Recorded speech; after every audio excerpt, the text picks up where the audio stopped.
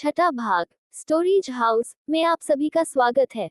मैं हूं मोहनी गुप्ता। रोचक उपन्यासों की श्रृंखला में मैं आपको डॉक्टर राजीव गुप्ता जी का लिखा एक नया उपन्यास सुना रही हूं, जिसका नाम है बाहरी दुनिया। आइए सुनते हैं आज इस उपन्यास का छठा भाग। उसी दिन से मैं मानसी के लिए एक ऐसी नौकरी की तलाश करने लगा जिसमें उसका गुजारा ठीक ढंग से होता रहे। मैंने एक दिन इस बात का जिक्र मुकेश बाबू से भी किया। मेरी बात सुनकर वह हंसने लगे। थोड़ा हंस लेने के बाद वह बोले, विकास जी, वह फिर आपको बेवकूफ बना रही है। वह भला कोई काम कर पाएगी? मैंने कहा, क्यों नहीं पाएगी? वह खुद ही तो अब इस पेशे को छोड़ना चाहती है। उसकी बेटी भी तो बड़ी हो रही है। वह खुद ही नहीं चाहती है कि उसके धंधे की काली परछाई उसकी बेटी पर पड़े। मुकेश बाबू बोले, तुम ही बताओ विकास जी, ऐसा कौन सा काम है जिसमें मानसी एक ही रात में 5,000 रुपए कमा लेगी? देखते नहीं हो कि वह किस तरह से बंठन के रहती है। उसकी लड़की शहर के सबसे महंगे स्कूल में पढ़ती है, जिसमें हमारे आपके बच्चे पढ़ते हैं। उनकी बात सुनकर मैं भी सोच में पड़ गया। ठीक ही तो कह रहे थे मुकेश बाबू। ऐसी नौकरी भला और कौन सी हो सकती थी जिसमें मानसी इतने ठाठ बाट से रह सके। मैं अगर उसे किसी प्राइवेट स्कूल या किसी नर्सिंग होम में लगवा भी दूं तो उसे जितने रुपए वहां से मिलेंगे, उससे तो मानसी के मेकअप का सामान भी नहीं आ पाएगा। वह तो सेंट ही इतना महंगा लगाती थी कि उसके घुसते ही मेरा केबिन महकने लगता था। कितनी सज-धज के रहती थी वह।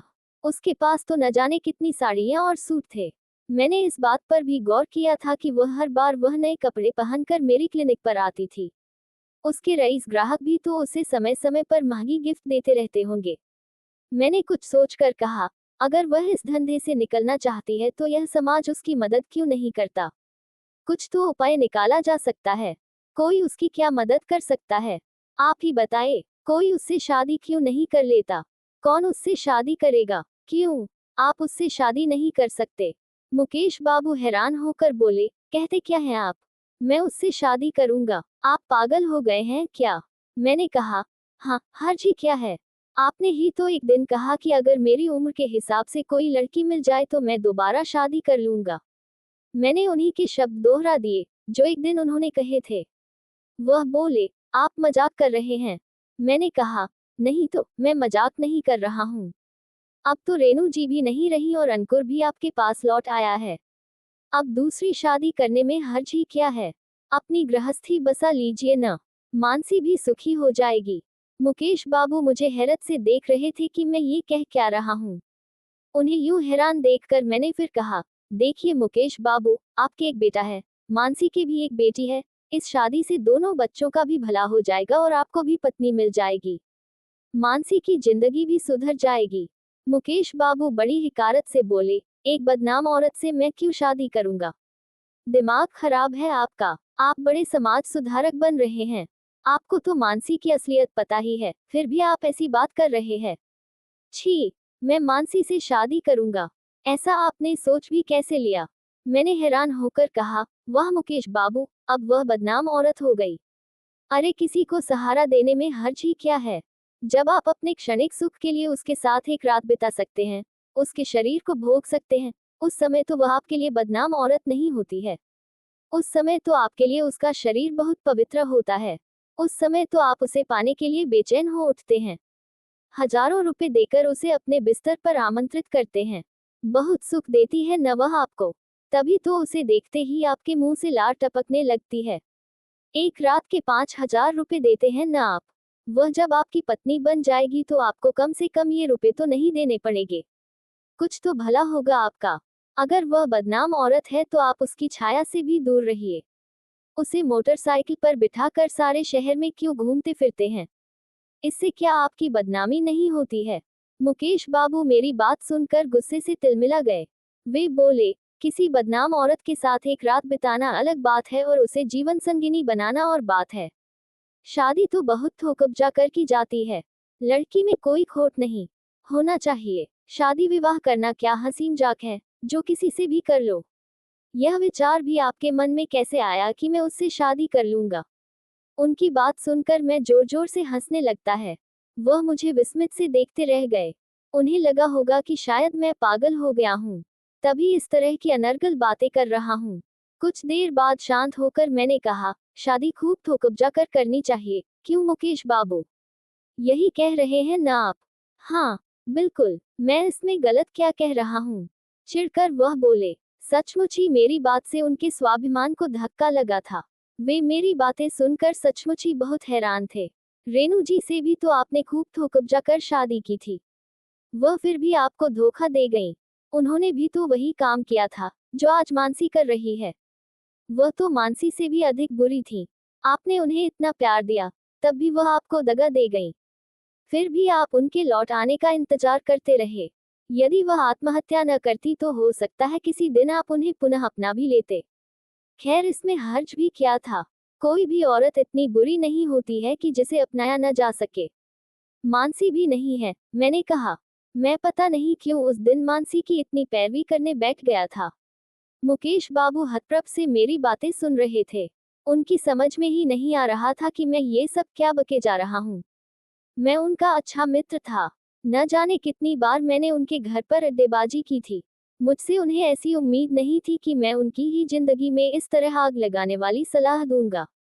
मैंने आगे कहा, मानसी तो ये सब मजबूरी में कर रही है। वह ये काम छोड़ना भी चाहती है। जब आप उसे एक रात की दुल्हन बना सकते हैं तो जीवन संगिनी क्यों नहीं? सदा के लिए अपना लीजिए न उसको। मेरा दावा है कि वह आपको कभी भी रेणु जी की तरह धोखा नहीं देगी। मेरी यह बात सुनकर मुकेश बाबू का चेहरा गुस्से से तमतमा उठा। सच बात सभी को चुभती है। यही उनके अतीत का कड़वा सच था। पर फिर भी खुद को किसी तरह संयमित रखते हुए वह बोले, विकास बाबू, बस बहुत हुआ। लगता है आज आप पर भी शराब का नशा चढ़ गया है, तभी ऐसी उटपटांग बातें कर रहे हैं। आपको अब खाना खाकर अपने घर चले जाना चाहिए। अधिक नशा चढ़ जाने पर आप ठीक से मोटरसाइकिल भी नहीं चला पाएंगे। बेकार में ही कोई एक्सीडेंट कर बैठेगे। आपको तो अधिक पीने की आदत भी नहीं है, इसीलिए आप ये सब कह रहे हैं। कल जब आपका नशा उतर जाएगा तो मैं आपसे बात करूंगा। आप खाना खा लीजिए, आपके पसंद की ही रोहू मछली बनी है। मैंने हताश होकर कहा, मैं कुछ भी गलत नहीं कह रहा हूँ। आपको ही सच्चाई बर्दाश्त नहीं हो रही है। आप तो जानते ही हैं कि मेरी शराब पीने की आदत नहीं है। आपका साथ देने के लिए ही मैं कभी कभार एक पैग ले लेता हूँ। चल तो आपको गई है। ठीक है, अगर मेरी बात आपको इतनी ही खराब लग रही है तो मैं चलता हूँ। नमस्ते। इतना कहकर मैं जाने के लिए उठ बैठा। वह मुझे रोकते ही रह गए थे, पर मैं फुर्ती से उनके घर से बाहर निकल आया। मैंने फिर खाना भी नहीं खाया। मुझे वहां न जाने कैसी घुटन सी होने लगी थी। गोविंद उस समय मेज पर खाने का सामान लगा रहा था। उस दिन भी उसने मेरी मनपसंद रोहू मछली बनाई थी। वह भी अचानक इस तरह वाद विवाद होता देखकर उलझन में पड़ गया था। इससे पहले उसने हम दोनों के बीच ऐसी तीखी बहस होती कभी नहीं देखी थी। उस दिन घर आकर भी मैंने खाना नहीं खाया। आखिर वाइफ से कहता भी क्या। जब भी इतवार को मुकेश बाबू के घर से लौटता था तो खाना खाकर ही आता था। कभी मटन, कभी चिकन तो कभी रोहू मछली। इसलिए उस रात मुझे भूखा ही सोना पड़ा।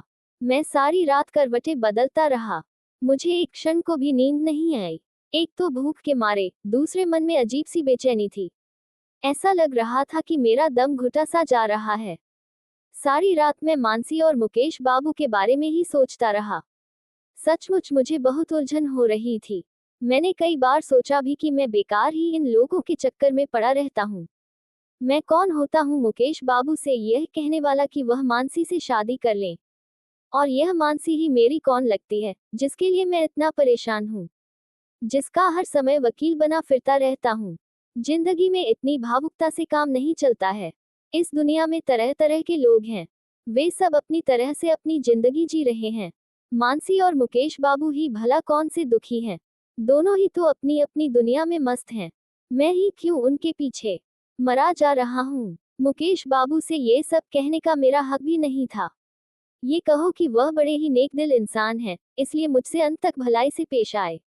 और कोई होता तो ऐसी बात करने पर मुझे घर से निकाल बाहर करता। छोड़ो ये सब। मैं कोई भगवान तो हूँ नहीं कि इस दुनिया में सब लोग मेरे ही हिसाब से चलेंगे। यही सब सोचते हुए सुबह हो गई। मैं भी अपनी दिनचर्या में लग गया। ठीक समय पर मुझे क्लिनिक भी पहुंचाना था। इस छोटे से शहर में मुकेश बाबू से यह मेरी आखिरी मुलाकात थी। इसके बाद न तो वह कभी मेरी क्लिनिक पर आए और न ही मैं उनके घर पर गया। मैंने कई बार सोचा भी कि चलो किसी इतवार को मुकेश बाबू के घर चलते हैं।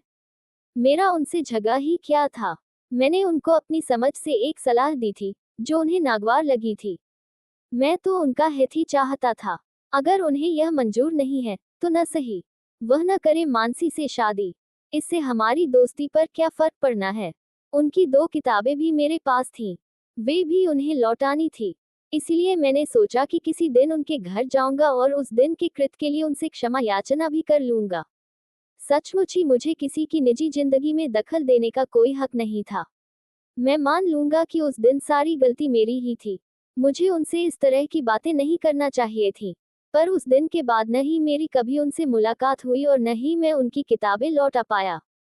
वे किताबें आज भी मेरे पास हैं, करीने से मेरी अलमारी में सजी हैं। उन दिनों जब भी मैं अपनी वह अलमारी खोलता और उन किताबों को देखता तो सहसा मुझे मुकेश बाबू की याद आ जाती थी। उस दिन बातों ही बातों में मैं उनसे न जाने क्या क्या कह गया था, जो मुझे नहीं कहना चाहिए था। मैं डरता था कि मुकेश बाबू के घर जाने पर कहीं वह मुझे दरवाजे से ही न टरका दें। तब भला मेरी क्या इज्जत रह जाएगी। अगर वह नाराज न होते तो किसी न किसी दिन मेरी क्लिनिक पर जरूर आते। हालांकि उस दिन भी मैंने उनसे कोई अप्रिय बात नहीं की थी। यारी दोस्ती में तो ऐसी बहुत सी बातें हो जाती हैं, जिनका बाद में कोई मतलब ही नहीं रह जाता है। उस दिन हम दोनों के बीच कोई गाली गलौज तो हुई नहीं थी कि जिसका मुझे अफसोस होता। मैंने तो भावावेश में उनको एक मशवरा दिया था। इसमें बुरा मानने जैसी कोई बात ही नहीं थी। पर सच सचमुच ही बहुत कड़वा होता है। सच बात उन्हें इतनी चुभी कि उस दिन के बाद वह मेरी क्लिनिक पर भी नहीं आए। मैं उस दिन के बाद भी कई बार आवास विकास की तरफ गया, पर मैंने कभी उनके घर का रुख नहीं किया। हमारी दोस्ती का इस तरह दुखद अंत होगा, मैंने कभी नहीं सोचा था। मानसी अब भी मेरी क्लिनिक पर आती रहती थी, कभी काम से, कभी बिना ही मतलब। उसे पता था कि शाम के 8 से 9 बजे तक मैं अपनी क्लिनिक पर लगभग अकेला होता हूँ। उस समय कुछ एक मरीज ही मेरी क्लिनिक पर रह जाते हैं। वह सदा उसी समय आती और बहुत देर तक बैठी मुझसे बातें करती रहती। कभी वह मुझे अपने बारे में बताती, कभी कोई अन्य बात छेड़ देती। मुझे भी उसका अपनी क्लिनिक पर आना और देर तक बैठे रहना अच्छा लगता था। मैंने उससे इस बात का जिक्र तक नहीं किया कि मैंने उसकी वजह से मुकेश बाबू से झगड़ा मोल ले लिया है। ऐसी बेतुकी बात उसे बताने से कोई लाभ भी नहीं था। सारी बातें पता चलने पर वह भी मेरे बारे में न जाने क्या सोचती। मैं उसके बारे में इतना सब कुछ सोचने वाला कौन होता हूँ। हो सकता है कि मुकेश बाबू उससे शादी के लिए तैयार हो भी जाते तो वह खुद ही इनकार कर देती। मुझे खुद ही अपनी बेवकूफ़ी पर हंसी आती थी। उस दिन पता नहीं मुझे क्या हो गया था कि मैं मुकेश बाबू से ऐसी बातें करने लगा था। इस बात का अफसोस मुझे महीनों बना रहा था। मानसी का अपनी क्लिनिक पर इस तरह अक्सर आ जाना मुझे न जाने क्यों बहुत अच्छा लगता था। मैं हमेशा सोचता अगर मानसी इस धंधे में न होकर किसी अच्छे घर की कुलवधू होती तो कैसी लगती। तब वह कैसे रहती, तब उसका व्यवहार कैसा होता। मुझे उन दिनों ये भी समझ में नहीं आता कि मानसी मेरे पास क्यों आती है। आखिर वह मुझसे क्या चाहती है। मैंने महसूस किया कि अब वह बेहद उदास सी रहने लगी थी। मुझे उसकी उदासी खलती। मुझे कभी भी लगता कि मैंने क्यों उसकी जिंदगी में दखल देकर उसके मन में हलचल मचा दी है। वह जैसे रह रही थी, उसे रहने देता। जब ईश्वर ही नहीं चाहता है तो मैं भला उसका जीवन कैसे संभाल सकता हूँ। इस छोटे से शहर में ही पता नहीं कितनी कॉलगल होंगी। मैं क्या सबको पहचानता हूँ। काश मैं कभी न जान पाता कि मानसी एक कॉलगल है तो मेरा मन कभी भी इस तरह विचलित नहीं होता। कभी मैं ये भी सोचता था कि मैं इतना भावुक क्यों हूँ। पर हर इंसान का अपना अपना स्वभाव होता है। कोई व्यक्ति जरा सी बात पर विचलित हो उठता है और कोई बड़ी से बड़ी दुर्घटना देखकर भी तटस्थ बना रहता है। एक दिन मानसी बोली, सर मैंने 2 सिलाई की मशीनें खरीद ली हैं। आपको मैडम के कपड़े सिलवाने हो तो मुझसे सिलवा लिया करें। मैं अपनी बेटी को भी कपड़े सिलना सिखा रही हूँ। ये कहते हुए उसके चेहरे पर न जाने कैसा उजास था। एक नया जीवन शुरू करने का उजास। उसकी बात सुनकर मुझे बहुत दुख हुआ। मैं अब तक उसे कोई अच्छी सी नौकरी नहीं दिलवा पाया था। वह खुद ही अपने प्रयास में लगी थी। मैं ये सब सोचकर बेहद उदास हो गया। मैं सोचने लगा कि मैंने चीजों को बदले की कोशिश करके कुछ गलत तो नहीं किया है। क्या ईश्वर जिसके प्रारब्ध में जो लिख देता है, अंततः वही होता है। ये सब सोचते हुए मेरा गला भर आया। मैंने रुंधी आवाज में उससे पूछा, मानसी, आप सिलाई करके कितना कमा लोगी? इससे आपका काम चल जाएगा। वह मेरी उदासी समझ गई। वह बोली, आप दुखी न हो, मैं किसी तरह से काम चला लूंगी। आपने मुझे जो रास्ता दिखाया है, अब मैं उसी पर चलने की कोशिश करूंगी। मैं धीरे धीरे अपने खर्च बहुत कम कर लूंगी। आप यकीन रखिए, सर। मुझे उसकी बात सुनकर बड़ी पीड़ा हुई। मैंने कहा, मानसी, आपको कभी भी आर्थिक मदद की जरूरत हो तो मुझसे कहना। मैं अपनी तरफ से पूरी कोशिश करूंगा। जितना हो सकेगा उतना करूंगा। मानसी बोली, सर चिंता न करें। अगर भविष्य में कभी किसी चीज की जरूरत पड़ी तो आपसे निसंकोच मांग लूंगी। आपके सामने हाथ फैलाते हुए मुझे जरा सी भी झिझक नहीं होगी। आप मुझे लेकर अधिक परेशान न हो। आप मुझसे इतनी सहानुभूति रखते हैं, यही मेरे लिए सौभाग्य की बात है। आपसे मिलकर मुझे यूं लगता है कि इस दुनिया में मेरा भी कोई हितैषी है, मुझे सही राह दिखाने वाला है, मेरा अपना है। आपने ही मुझे इस घिनौने रोग से मुक्ति दिलाई। आपका एहसान मैं जिंदगी भर नहीं भूलूंगी। उसकी बातें सुनकर मेरा मन भर आया था। मैंने कहा, ऐसा मत कहो, मानसी, लोगों को रोग मुक्त करना ही तो मेरा पेशा है। इससे अधिक मैं किसी के लिए कर भी क्या सकता हूँ? आपके लिए ही क्या कर पाया? कुछ भी तो नहीं। वह भी भावुक होकर बोली, आपने मेरी पीड़ा समझी, यह क्या कम है? आपका पेशा कितना पवित्र है। किसी को रोग मुक्त कर देना, किसी को नई जिंदगी देना, कितना महान काम है। आप बहुत ही अच्छे और नेकदिल इंसान हैं। बहुत ही भले आदमी हैं। काश ऐसा ही कोई इंसान मुझे अपनी जिंदगी में पहले ही मिल जाता तो मैं इस दलदल में गिरती ही क्यों? मैंने कहा, ऐसा कुछ नहीं है, मानसी, हर इंसान में अच्छाइयाँ और बुराइयाँ दोनों ही होती हैं। मैं तो बस निमित्त मात्र हूँ। ईश्वर जो चाहता है, वही तो होता है। उसकी इच्छा के बिना हम लोग कर ही क्या सकते हैं? मैं तो आपको एक अच्छी सी नौकरी तक नहीं दिलवा पाया। मेरी बात सुनकर मानसी ने एक गहरी सांस ली। वह न जाने क्या सोचने लगी थी। उसने मेरी बात का कोई जवाब नहीं दिया। उसके चेहरे पर न जाने कितने भाव आ जा रहे थे। उसे इस तरह निर्विकार देखकर मैं एक गहरी संवेदना से भर उठा। इस समय वह कितनी निष्कलंक लग रही थी। मैंने कहा, मानसी जी, आप क्या सोचने लगी? वह बोली, कुछ भी तो नहीं। मैंने कहा, फिर भी यही सोच रही हूँ कि आपकी क्लिनिक पर आकर मुझे इतना सुकून क्यों मिलता है। ये क्यों लगता है कि जैसे मैं किसी मंदिर में बैठी हुई हूँ। मेरे माता पिता, भाई बहन, सास ससुर, देवर जेठ आदि सब हैं, पर मैं उनमें से किसी को भी अपना नहीं कह सकती हूँ। सभी ने मुझे ठुकरा दिया है। किसी ने कभी मेरी कोई खोजखबर नहीं ली कि मैं मर गई कि अभी तक जिंदा हूँ। जिंदा हूँ तो किस हाल में हूँ? आपसे मेरा रिश्ता ही क्या है? मैं पता नहीं किस मोह से आपके पास चली आती हूँ और आप में ही मैं हर एक रिश्ता तलाशने की कोशिश करती रहती हूँ। मुझे नहीं पता कि मैं ऐसा क्यों करती हूँ। ये मुझे क्या हो गया है? उसकी बात सुनकर मैं हंस दिया। क्यों पागलों जैसी बातें करती हो? क्लिनिक भी क्या कोई मंदिर होता है? वह बोली, तो फिर मुझे यहाँ आकर इतनी शांति क्यों मिलती है? आपने सब कुछ जानकर भी मुझसे कभी नफरत नहीं की। मैंने इतनी बार आपसे झूठ बोला, पर आपने मुझे हर बार माफ कर दिया। मुझ जैसी औरत को भी आपने इंसान समझा, एक वेश्या नहीं। ऐसी नेक सोच क्या हर किसी की होती है?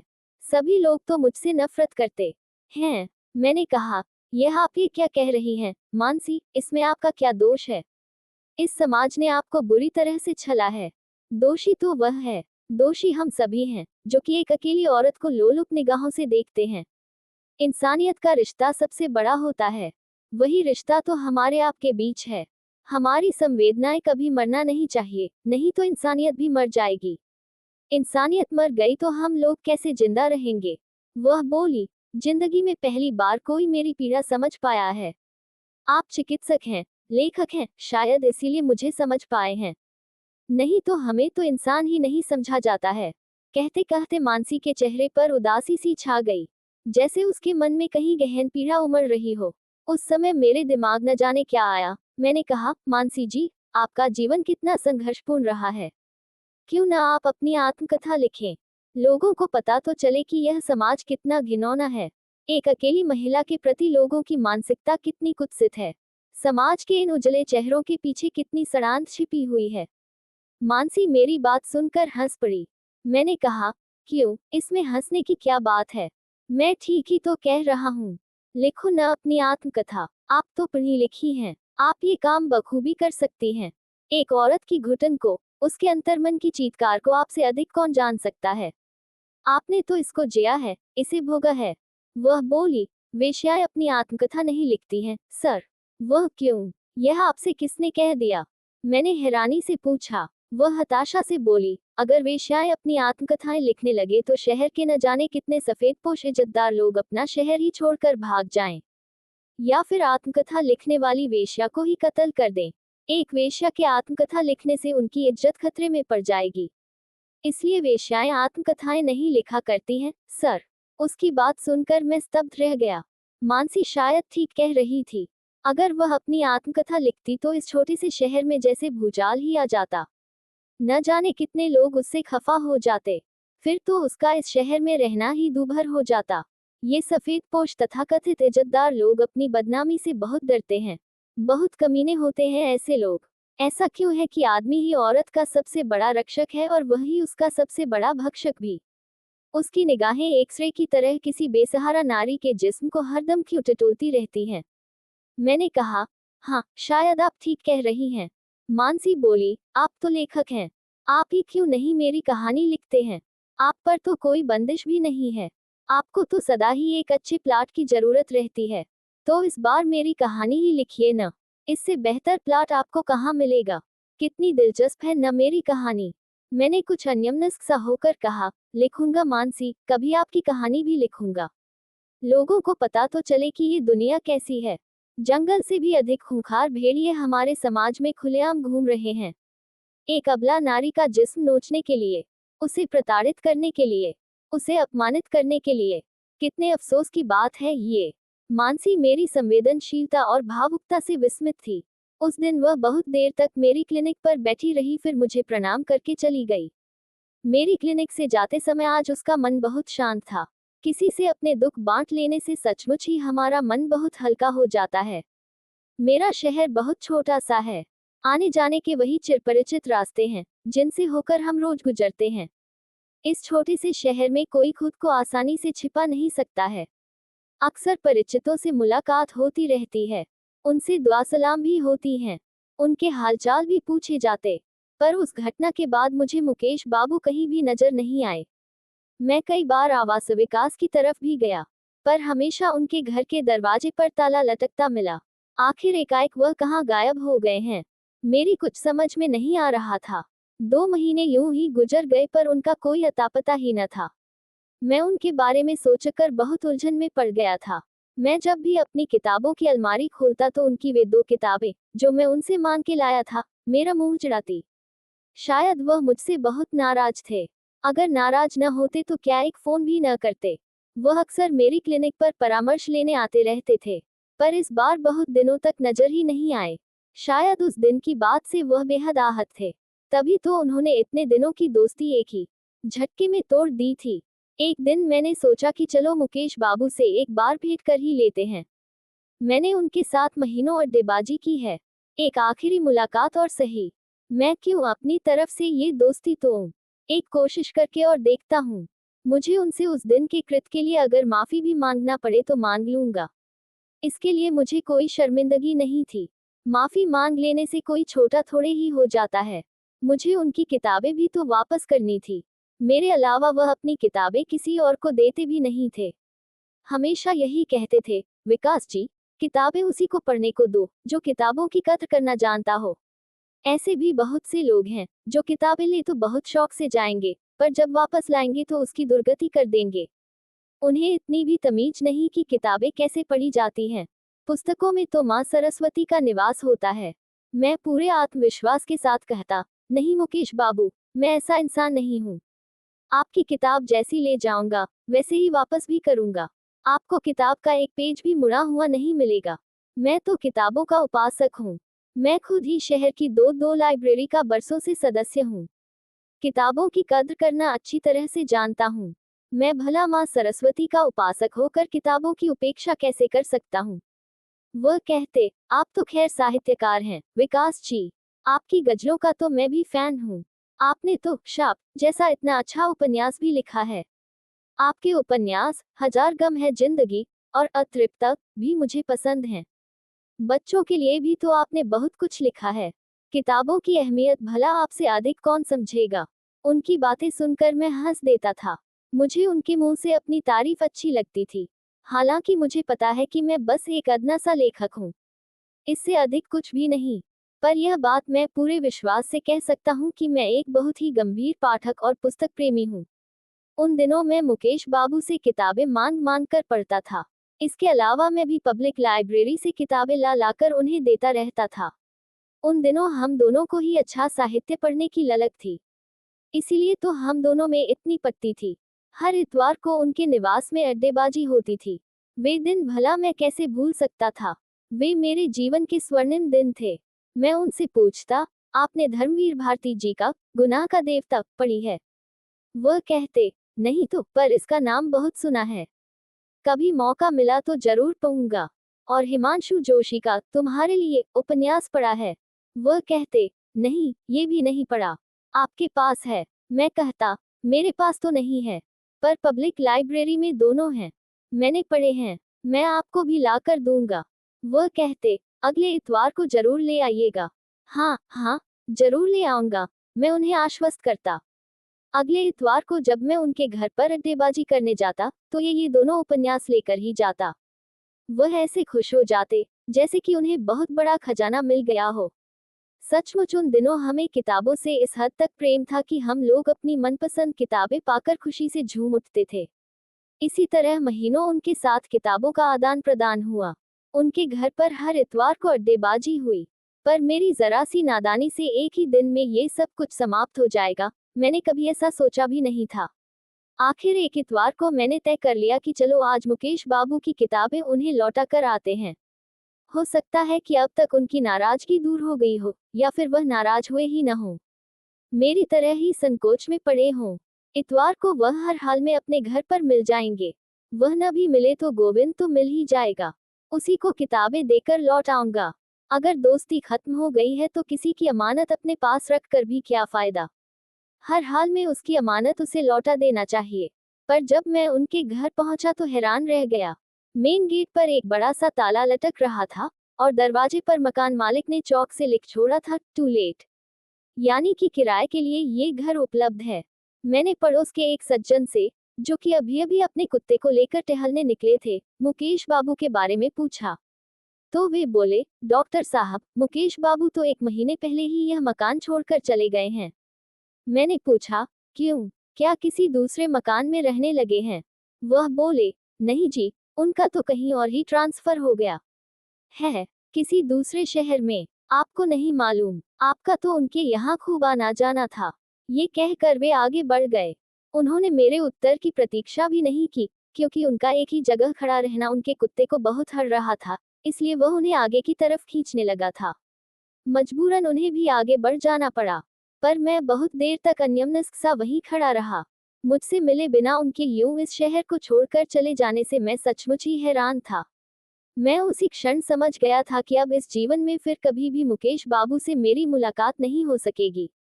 मेरी उस उम्मीद पर भी पानी फिर गया था, जो कि मैंने मन ही मन मानसी के लिए पाल रखी थी। मुझे उस क्षण ये लगा कि मुकेश बाबू जानबूझकर मैदान छोड़कर भाग गए हैं। काया इंसान, जानबूझकर अपना ट्रांसफर करवा लिया, मैंने मन ही मन सोचा और चुपचाप अपने घर चला आया। उन्हें कोसने के अलावा अब मैं कर भी क्या सकता था। मानसी अब पूरी तरह से रोग मुक्त हो चुकी थी। अब वह मेरी क्लिनिक पर नहीं आती थी। उसने अपने घर पर ही सिलाई बुनाई का काम शुरू कर दिया था, इसलिए भी उसे फुर्सत नहीं मिलती थी। मुझे 2-4 बार वह सड़क पर आती जाती नजर आई, पर उससे मेरी कोई बात न हो सकी। वह खुद भी बहुत हड़बड़ी में थी। बस दूर से ही उसने मुझे देखकर नमस्कार कर लिया था। चिकित्सक के पास रोज रोज तो रोगी ही आता है। अब वह रोग मुक्त हो चुकी थी, उसका मेरी क्लिनिक पर काम ही क्या था। इसी तरह 4 महीने गुजर गए। अब मानसी सड़क पर आती जाती भी नजर नहीं आती और न ही उसकी बेटी प्रतिभा। जब वह बहुत दिनों तक नजर नहीं आई तो मुझे न जाने कैसी बेचैनी सी होने लगी। मैंने सोचा कि मानसी के साथ कोई दुर्घटना तो नहीं घट गई है, या फिर से वह किसी नई परेशानी में तो नहीं फंस गई है। यही सोचकर एक दिन मैं मानसी के घर पर गया। मैं ये जानकर हैरान गया कि अब मानसी वहां नहीं रहती थी। उसकी जगह कोई दूसरे किराएदार रह रहे थे, जिन्हें मानसी के बारे में कुछ भी नहीं मालूम था। मोनिका भी अब वहां नहीं रहती थी। मैं दूसरे दिन, गुड लक, स्कूल जाकर प्रतिभा की क्लास टीचर से मिला तो पता चलता कि वह ये स्कूल छोड़ चुकी है। इस घटना से मैं बहुत हताश हो गया और आत्मग्लानि सी महसूस करने लगा कि मैं मानसी कोई सम्मानजनक नौकरी नहीं दिला पाया था। इसके बाद मैंने मानसी को काफी तलाश किया पर वह कहीं नहीं मिली। उसे कई बार फोन भी किया पर हर बार उसका फोन स्विच ऑफ ही मिला। मैं समझ गया कि मानसी ने ये शहर छोड़ दिया है और किसी दूसरे शहर में अपना ठिकाना बना लिया है।